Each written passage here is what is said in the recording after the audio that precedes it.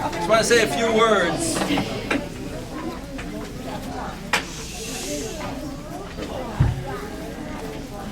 His birth is an amazing milestone, of course, for the Tom family, for the whole family, for Yitzchak and Megina, and for the entire community, welcoming little Yaakov, and Yitzchak and Abraham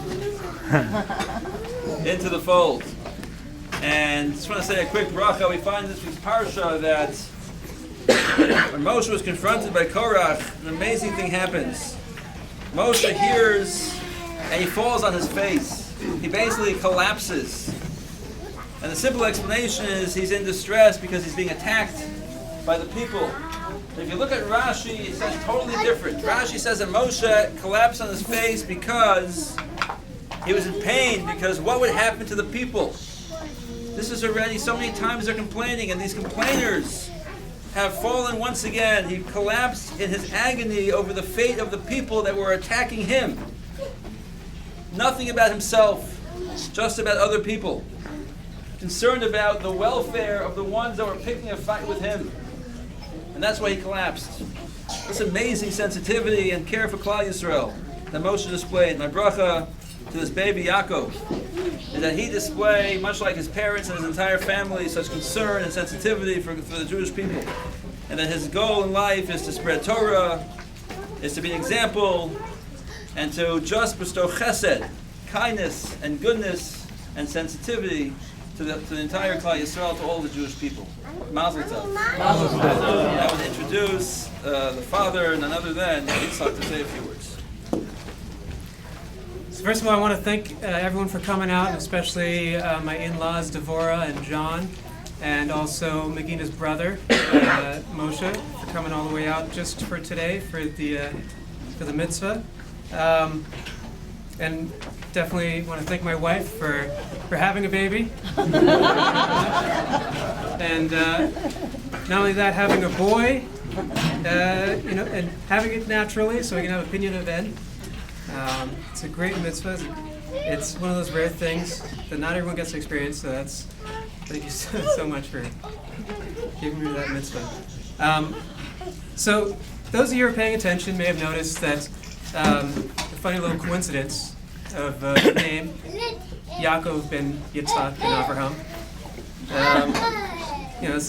Obviously it's names of our forefathers. Of course, this is not any true coincidence, but actually rather very purposeful. Names are very powerful things in Judaism. For example, when a person's health is threatened, God forbid, we give that person an additional name, such as Chaim, meaning life, so that we can change that person's mazel. So it's with great purpose that we decided to name our child Yaakov. Each person's soul is directly connected to their Hebrew name.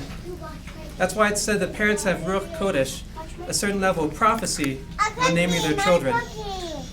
A Hebrew name can literally define a person to the root of their soul. In addition, when a person is called by the full Hebrew name, their soul gets ignited by the power of that name.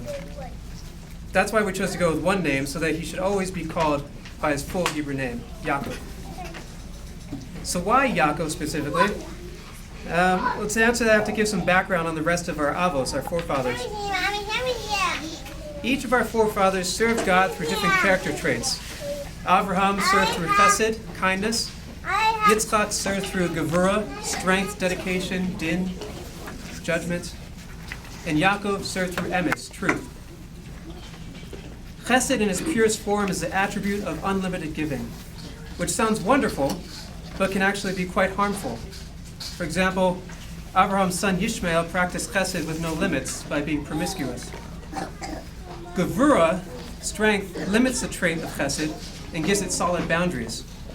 But again, Esav, Yitzchak's son, practiced gevurah without chesed. He was a murderer. Finally, emes is the ability to act with complete balance between chesed and gevurah.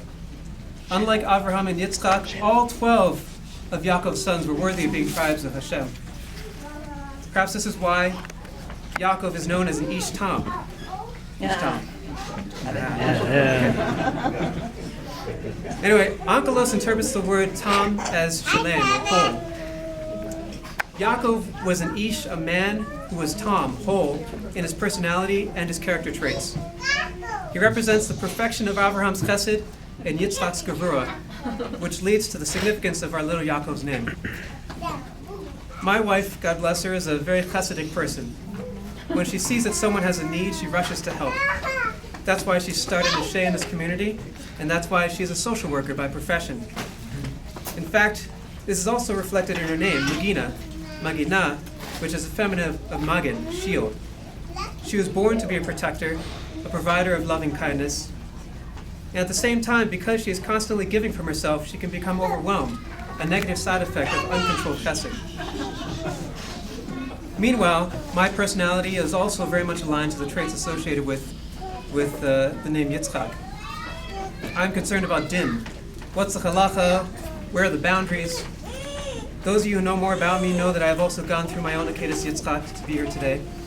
But again, restriction without a proper balance of chesed can have undesirable results. Yaakov Avinu was the perfection of chesed and gevurah. He was an ish tam, a complete man, and God willing, our son Yaakov will walk in the giant footsteps of his namesake. He should be blessed to perfect the traits of his parents and succeed where we fail, and we should all be blessed to see the coming of Mashiach and the Beis HaMikdash speeding in our times. Amen. Mazel tov. Mazel tov.